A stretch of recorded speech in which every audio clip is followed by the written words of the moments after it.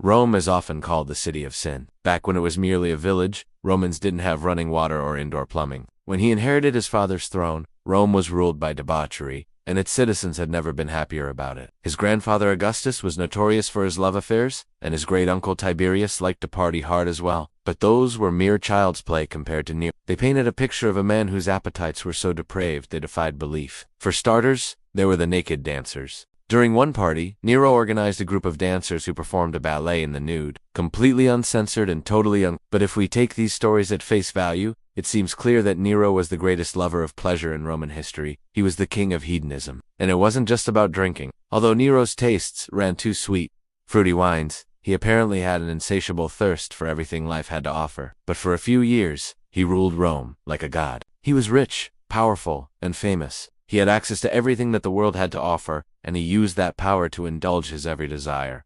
Was he the greatest hedonist in history? Well, maybe. Or maybe he was just the product of a corrupt system that put unlimited power into the hands of a spoiled teenager. Either way, he left his mark on the world, and it wasn't always a bad thing. If you want to learn more about the most debauched emperor in history, stay tuned for more information. According to Cassius Dio, the audience sat spellbound and ashamed at what they were seeing, and both of those unions were perfectly legal. You see, there was a guy named Pythagoras, the son of a freed slave, who was actually Nero's stepfather. Now, most stepfathers aren't keen on marrying their stepsons. But Nero didn't do things like other people. He wanted Pythias to himself, and he eventually married him in a lavish ceremony held at Caesar's palace. But that wasn't enough for him. He also married a young man named According to Cassius Dio, Nero dressed Sporus up as a woman and paraded him through the streets of Rome, calling him his bride.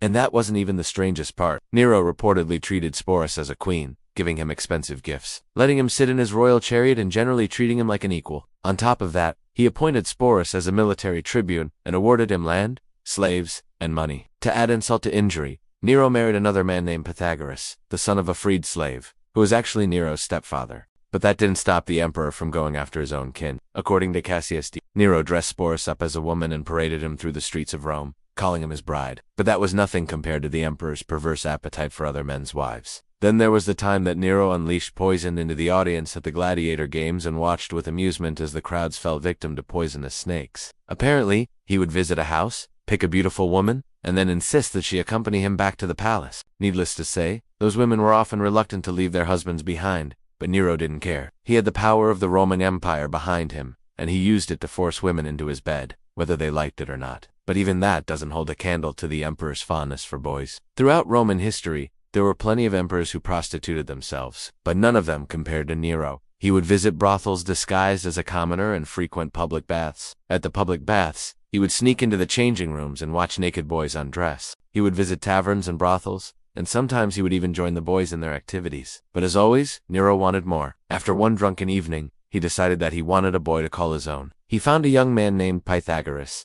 bought him, gave him expensive clothes, made him wear women's jewelry, and introduced him to the delights of the imperial court. Nero called him his empress and allowed him to sleep in his bed. And once again, the emperor was willing to break any boundary, cross any line, to satisfy his desires. And that was just the beginning. There were women dressed as hairy beasts, chariots pulled by pairs of horses with golden bridles, torches that lit up the entire sky. At one point, Nero even unleashed poisonous snakes into the audience at the gladiator games and watched with amusement as poisonous snakes slithered through the crowd. And those were just the opening acts. If you wanted to get invited to one of those legendary bashes, you had to bring your A game, because the emperor liked to dress up in wild outfits and live out his wildest fantasies. Once he showed up dressed as a hairy gull, brandishing a club and a red-hot poker. Another time he came in as a beast from a nearby lake, wearing scales and fins and carrying a trident. And of course, those costumes were nothing compared to what he got up to once the party started. But those emperors were amateurs compared to what was coming. From the moment that Nero took over, he was determined to make his own mark on Rome and on history. One story goes that Nero hired 8 men just to carry him around from tavern to tavern,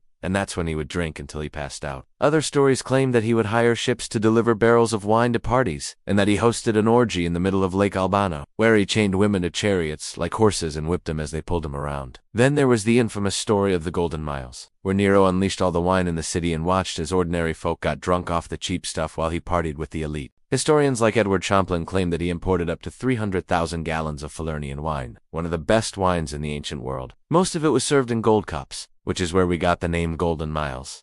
These parties were filled with every luxury imaginable. Poets sang, comedians performed, Actors recited scenes from famous plays, and musicians played every instrument that Rome could offer. Nero had expensive couches placed next to dirty taverns and prostitutes dressed as Vestal virgins. Everyone drank until they were happy, drunk or dead. And somehow, according to the sources, everything stayed clean. He lavished gold on the poor and gave feasts to the mess. He built roads, aqueducts, and public buildings, and he created the Domus, a magnificent palace complex that connected the Palatine Hill to the Forum.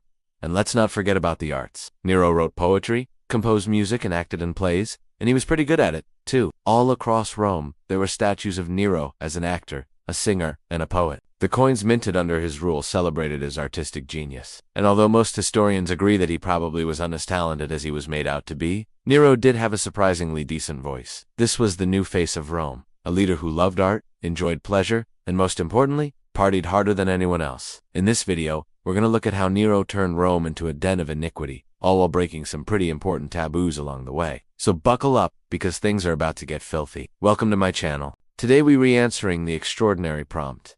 Did Emperor Nero really drown Rome in wine during his infamous orgies? You know the rules. Let's get to it. It would be centuries before the Great Fire of Rome or before Christianity was legalized there. But if anything, the ancient capital of Italy was the perfect place for someone who was looking to go crazy. And no Roman went crazier than Marcus Junius Silanus Germanicus, better known to history as Emperor Nero. Nero wasn't the first ruler to enjoy a good time. But none of these accomplishments will remember him more fondly than his famous orgies, parties thrown by emperors since the days of Augustus. Most accounts of Nero's orgies come from Roman historians like Suetonius, Tacitus, and Cassius Dio, who generally weren't big fans of the emperor. As far as the historians are concerned, the main event always involved gallons of wine. It's difficult to know exactly how much of this was real, how much was exaggerated, and how much was pure invention. If you thought Nero's orgies were something else, wait until you hear about his marriages. That's right. He married not one, but two men. According to Suetonius, Nero brought many noble ladies to his bed, including the wives of nobles. In the end, Nero would lose his mind and kill his mother.